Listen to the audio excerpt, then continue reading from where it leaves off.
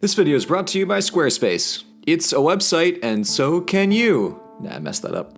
With all of my talk of empires throughout world history, it's easy to forget that colonies have feelings too. Not only is it those guys who do all of the legwork to make empire possible in the first place, but they're also fascinating in their own right, with purpose-driven economies, distinct local cultures, and unique political relationships with the rest of the world. I've talked before about the seafaring history of Portugal, but today I'd like to pivot across a hemisphere or two to discuss the growth of its colossal colony of Brazil. To figure out why this South American territory became so instrumental and even grew to eclipse the power of its former parent, let's do some history.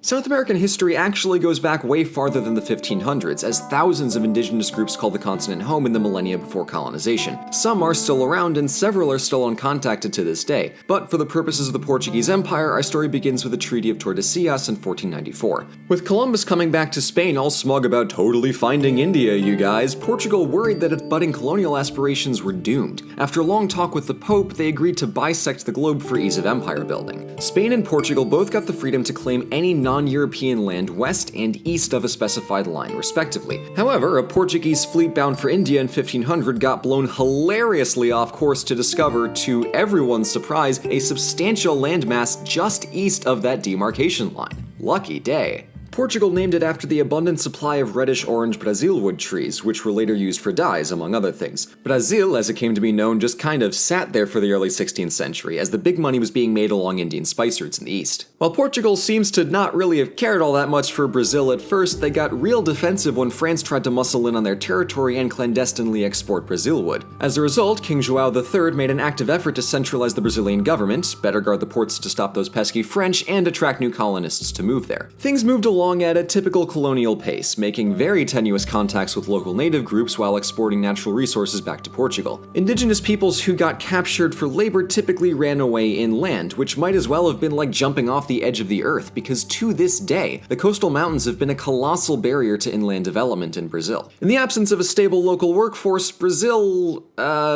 imported one. Yeah, so the Brazilian economy single-handedly kick-started the transatlantic slave trade, which was supplied by regular Portuguese contact with coastal African populations, and oh man, was it bad. Of the over 10 million people taken from Africa, over 4 million were brought into Brazilian slavery. That's about 10 times that of North America. Yeah. And worse yet, the brutality of their treatment in Brazil meant that turnover was very high, and slaves were almost constantly imported into Brazil until they were finally outlawed in the very late 1800s. To make matters worse, the trade itself had a catastrophic and centuries-long effect on coastal African populations and economies. It's just a really bad time. So, with that very depressing sidebar addressed, you may see why the Portuguese treated Brazil as more of a side hustle than its imperial priorities along the Indian spice routes. That all changed when who else but the French snuck over to capture the harbor city of Rio de Janeiro in 1555 because, whoops, Brazil never bothered to fortify it. Someone's getting fired for that. And in other things that make very little sense, apparently Rio de Janeiro is supposed to be pronounced Hugh de Janeiro.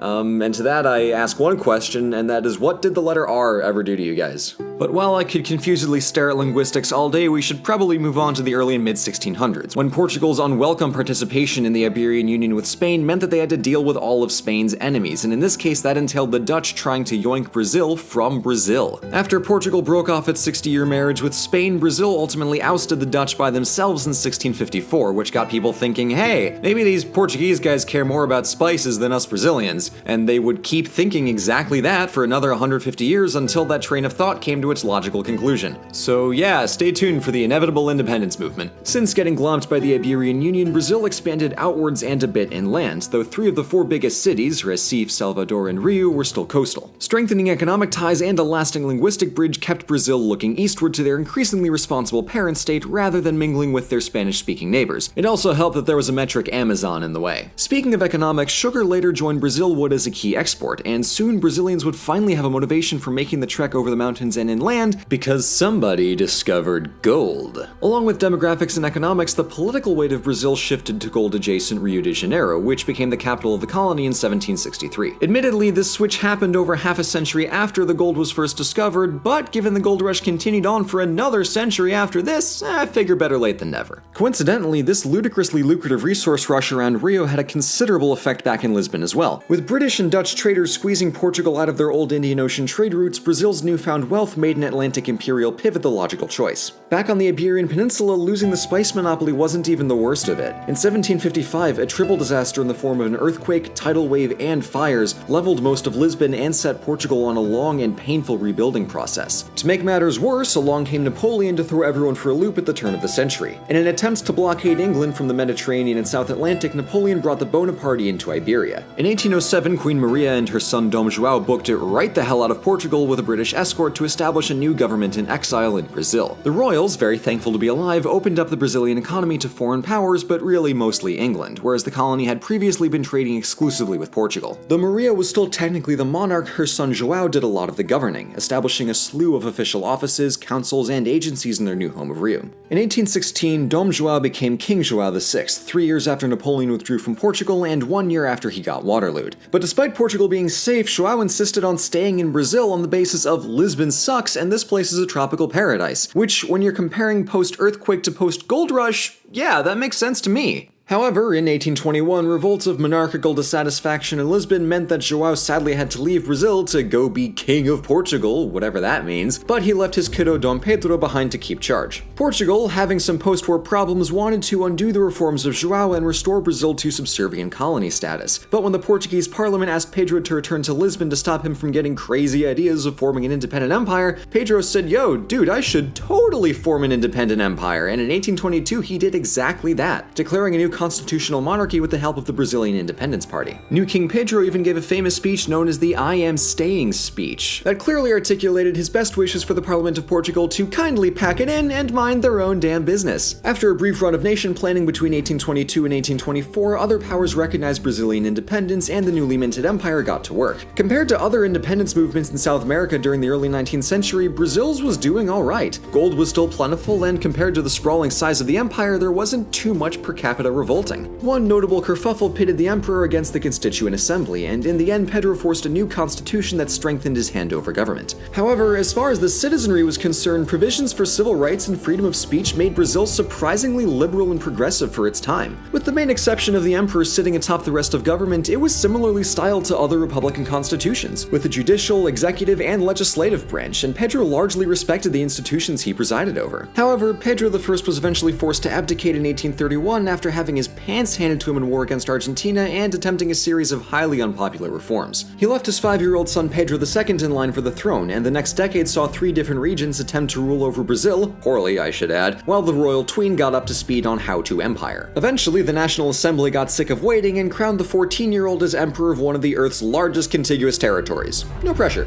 Now I know what you're thinking. Hey Blue, we literally just saw this go to hell in the China video. How soon until South America completely implodes with a teenager in charge? But, surprise surprise, Pedro II turned out to be a smart, compassionate, and almost consistently competent ruler. And that is the absolute last time I ever buy into the office monarch madness pool. To use the basketball parlance, your boy Blue got dunked on. Anyway, reigning for almost 60 years, Pedro oversaw Brazil's transformation into a true international superpower. Along with substantial exports and a stable government, Pedro is said to have wanted to be a teacher, so a strong education program was central to his administration. He also oversaw the abolition of slavery against the vehement wishes of the aristocratic slave-owning class. He had taken a series of provisional steps, such as the outlawing of birthright slavery, to gradually eliminate the institution, but it was his daughter Isabel who brought the hammer down, declaring it abolished while Pedro was out in Europe in 1888. Given the long and gruesome history of the Portuguese slave trade, and the fact that Brazil was pretty much the last major power to outlaw slavery, it didn't happen a moment too soon. As time went on though, Pedro became increasingly wary of Brazil's future, as he resented the role of the emperor after almost 60 years in power, and didn't see a good option for his successor. But after his daughter put the final nail in the coffin of slavery, the military and landowning aristocracy were just miffed enough to take care of that problem for him.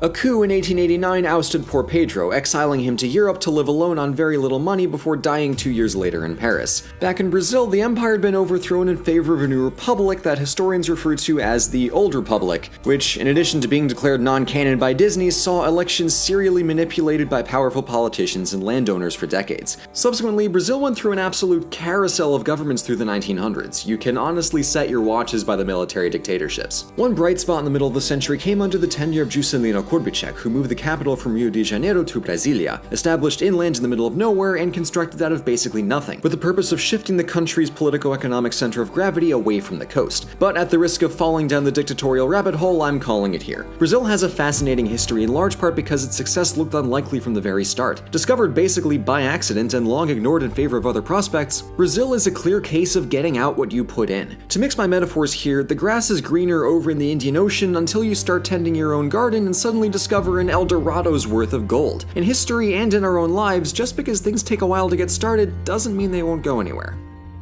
While Brazil is off building its empire, you can be building your brand new website with Squarespace.